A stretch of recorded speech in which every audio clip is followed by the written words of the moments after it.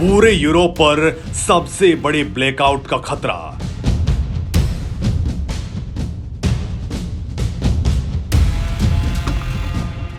Ukraine ने किया सबसे बड़ा दावा,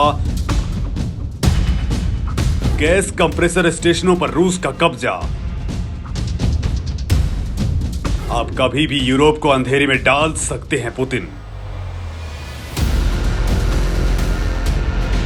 दोस्तों, रूस और यूक्रेन के बीच जारी जंग थमने का नाम नहीं ले रही। अब तक की सारी बैठकें बेनतीजा रही हैं। लोगों का देश छोड़ना लगातार जारी है। तो इस बीच रूसी सैनिकों ने कीव को चारों तरफ से घेर लिया है और अब यूक्रेन युद्ध का अंधेरा किसी भी वक्त यूरोपीय देशों तक फैल सकता है और रूस के एक बटन दबाने भर से ही यूरोपीय देशों में अंधेरा छा सकता है। दोस्तों, यूक्रेन की तरफ से कहा गया है कि कई गैस कंप्रेसर स्टेशनों पर रूसी सैनिकों का कब्जा हो गया है और रूसी सैनिक कभी भी यूरोपीय देशों की ओर जाने वाली गैस की आपूर्ति को रोक सकते हैं। यानी अब पुतिन के हाथ में सबसे बड़ा चिराग लग चुका है। वो किसी भी वक्त पूरे के पूरे यूरोप को तबाही के मुहाने पर ला सकता है। यूक्रेन ने आरोप लगाया है कि कुछ गैस कंप्रेसर स्टेशनों पर रूसी सैनिक आ चुके हैं और यूरोपीय देशों को होने वाली गैस सप्लाई को किसी भी वक्त काट सकते हैं। दोस्तों, यूक्रेन की गैस पाइपलाइन ऑपरेटर्स ने चेतावनी दी है कि ट्रांसमिशन सिस्टम ऑपरेटर्स डेटा के मुताबिक अब गैस सप्लाई किसी भी वक्त ठप की जा सकती है, जिससे पूरे यूरोपीय देशों में हाहाकार मच जाएगा। यूरोप के कई देश रूस से सप्लाई होने वाली गैस जो यूक्रेन के रास्ते यूरोपीय देशों तक जाती है, वहां उसे रोक दिया जाता है तो यूरोपीय देश कुछ ही घंटों में घुटने पर आ सकते हैं और रूस इस बात को अच्छी तरीके से जानता भी है। दोस्तों, इसका अंदाजा आप इस बात से लगा सकते हैं कि साल 2021 में करीब 41.6 बिलियन क्यूबिक मीटर रूसी गैस को यूक्रेन के माध्यम से यूरोप तक पहुंचाया गया था, जिसकी वजह से ये एक प्रमुख आपूर्ति मार्ग बन गया है। हालांकि दोस्तों, एक साल पहले तक इस गैस पाइपलाइन से गैस की आपूर्ति 25% तक कम हो रही थी। यूक्रेन की गैस पाइपलाइनों के ऑपरेटर्स ने कहा है कि रूसी सेना ने कई गैस स्टेशनों पर कब्जा कर लिया है, जिससे यूरोप को होने वाली गैस सप्लाई अब प्रभावित होने वाली है। इन ऑपरेटर्स ने कहा है कि सैन्य और सशस्त्र बल तुरंत कंप्रेसर स्टेशनों के क्षेत्र को छोड़ दें और जीटीएस यानी गैस ट्रांसमिशन सिस्टम के संचालन को प्रभावित करने की कोशिश बंद कर दें।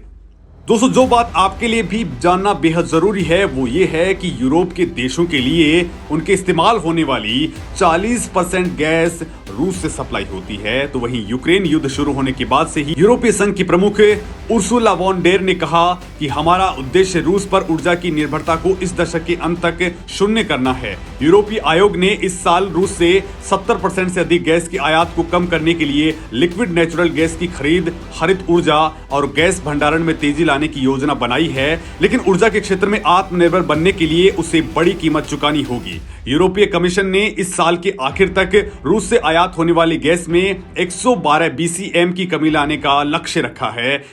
रूस पर ऊर्जा की निर्भरता को कम करने के लिए इस आयोग को REPowerEU प्लान नाम दिया गया है।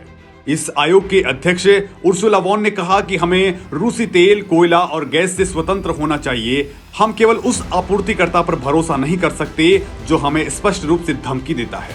दोस्तों, एक तरफ जहां रूस और यूक्रेन वॉर अब निर्णायक मोड़ पर पहुंच चुका है, तो वहीं अमेरिका की उपराष्ट्रपति कमला हैरिस यूक्रेन युद्ध के बीच यूक्रेन के दौरे पर हैं, जहां उन्होंने पोलैंड के लोगों की यूक्रेन लोगों को शरण देने के लिए तारीफ की है। अमेरिका की उपराष्ट्रपति कमला हैरिस ने कहा है कि पिछले महीने यूक्रेन पर रूस के आक्रमण के बाद से 10 लाख से ज्यादा शरणार्थियों को अपने देश में शरण देने के लिए पोलैंड ने उदारता दिखाई है।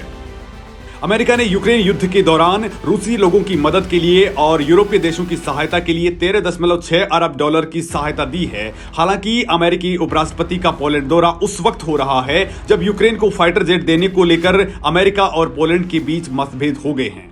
दरअसल यूक्रेन की तरफ से लगातार फाइटर जेट MiG-29 की आपूर्ति की मांग की जा रही है और अमेरिका ने पोलैंड से आग्रह किया था कि वो अपने MiG-29 विमान यूक्रेन को लड़ाई के लिए दे दे, जिसके बाद पोलैंड ने अमेरिका के सामने MiG-29 यूक्रेन को देने के बदले अमेरिका से F-16 फाइटर जेट की डिमांड कर दी थी, जिसके लिए अमेरिका तैयार भी हो गया। लेकिन रूस की धमकी के बाद पोलैंड ने अपने पैर पीछे खींच लिए और अमेरिका के सामने MiG-29 की आपूर्ति के लिए शर्त रख दी कि वो यूक्रेन को सीधे तौर पर MiG-29 नहीं सौंपेगा, बल्कि वो अपने मिग विमानों को जर्मनी पहुंचा देगा और फिर अमेरिका उन विमानों को यूक्रेन को सौंप दे। जिसे अमेरिका ने खारिज कर दिया। दोस्तों, पोलैंड के प्रधानमंत्री ने कहा कि यूक्रेन को लड़ाकू जेट की कोई भी आपूर्ति नाटो देशों द्वारा संयुक्त रूप से की जानी चाहिए। हालांकि अमेरिकी अधिकारियों ने इस प्रस्ताव को खारिज कर दिया, जबकि पेंटागन ने इस प्रस्ताव को अस्थिर करने वाला बताया है। यूक्रेन के राष्ट्रपति व्लादिमीर जेलेंस्की नेटो से नो फ्लाई जोन लागू करने या उसे लड़ाकू जेट प्रदान करने का अनुरोध कर रहे हैं और संयुक्त राज्य अमेरिका और उसके सहयोगी यूक्रेन की मदद के लिए उत्सुक भी हैं, लेकिन अमेरिका किसी भी तरह का ऐसा कदम नहीं उठाना चाहता जो सीधे तौर पर रूस के साथ संघर्ष में तब्दील हो जाए। हालांकि इस बीच पेंटागन ने कहा है कि वो अपने घातक एयर डिफेंस सिस्टम थार्ड को जल्द ही यूक्रेन भेज देगा।